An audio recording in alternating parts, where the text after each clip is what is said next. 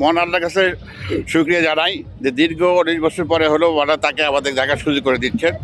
বগুড়াবাসীর পক্ষে একটা বগুড়াবাসী যদি নিরাপদে থাকে, শান্তিতে থাকে, বগুড়া একটা মডেল টাউন হিসেবে সারা বিশ্বে পরিচিতি লাভ করে, এই আমাদের একমাত্র চাওয়া পাওনা।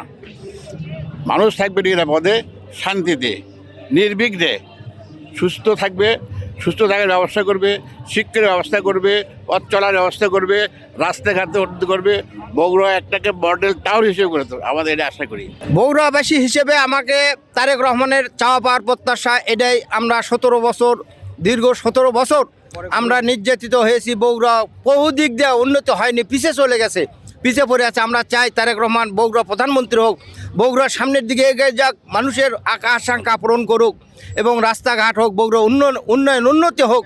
আমরা এই প্রত্যাশাই তার কাছে করি। প্রধানমন্ত্রী হিসেবে আমরা তাকে দেখতে চাই এবং বগুড়ার প্রধানমন্ত্রী হিসেবে দেখতে চাই। এটাই আমার প্রত্যাশায়, এই দয় আমরা তার কাছে করি বা বিপুল ভোটে তাকে জয়যুক্ত করব ইনশাল্লাহ। আমরা 19 বছর পর বগুড়ার প্রধানমন্ত্রী পাবো। সে 19 বছর পর আমাদের মাঝে ফিরে আসতেছে জনাব তারেক রহমান, এটাই আমাদের প্রত্যাশা। ওনাকে পেয়ে আমরা আনন্দিত। ঈদের দিন ছিলাম, এই দিন আমরা ঈদের দিন মনে করে আমরা ওনাকে ভালোবাসবো আর ওকেই প্রধানমন্ত্রী করে আমরা ইচ্ছা পূরণ করব, এটাই আমার প্রত্যাশা। আমি তারেক জিয়াকে খুব ভালোবাসি, যাতে তারেক জিয়া আমার দেশের সন্তান, দেশও থাকছে, ওনাকে দেখার জন্য আসছি। আমি তার জন্য খুব কষ্ট করে ধানের শীষগুলো আমি সাজাচ্ছি, আমি নিজেকে সাজাচ্ছি, আমার গাড়ি সাজালিয়ে যাচ্ছি, তার সাথে সাক্ষাৎ করেই আমি যাব।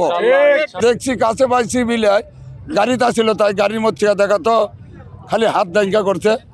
আমাদের নিচুনপুরের মধ্যেই গেছে, নিচুনপুরের মধ্যে দিয়ে গেছে। সততা, ভালোবাসা, আদর্শ, জিয়া সরকারের যে আদর্শ ছিল এইরকম তারেক জিয়ার ভিতরেও আছে ওই রকমই আদর্শ।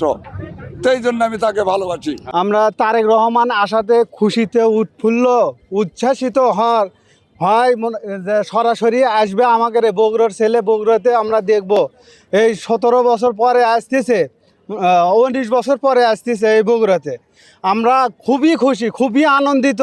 আমরা তাকে সরাসরি দেখার জন্য আমরা সকালে এসেছি, যাতে আমরা তাকে নিজের কাছে থেকে দেখে অনুভূতিটা একটা ক্যাঙ্কা যে নিজের ছেলেদেরকে আমরা দেখব, এই খুশি মানে সরাসরি দেখার জন্যে বা তাকে কাছে থেকে দেখার জন্যে আমরা খুবই আনন্দিত এবং উচ্ছ্বাসিত।